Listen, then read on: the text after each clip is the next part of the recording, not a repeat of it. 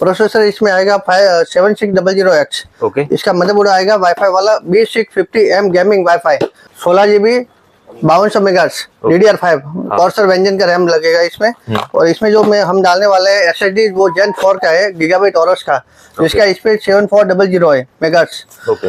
अपन graphic card इसमें डालने वाले हैं Asus का 3060 Ti, जिसमें 3 फैन है। इसमें कूलर लगा रहे हैं अपन कॉर्सर का 360। अभी सबसे बेस्ट मॉनिटर आ गया गीगाबाइट का। ये जो मॉनिटर है इसमें 8 से 165 जो किसी में नहीं रहता है। कैबिनेट लाने जा रहे हैं, 8GB रहेगा। कितना 4 फैन है ना? 4 फैन रहेगा, चारों फैन 8GB है। तो वैसे ये रहा अपना गेमिंग पीसी, ठीक है। इसका पूरा टोटल कॉस्ट है 1,15,000।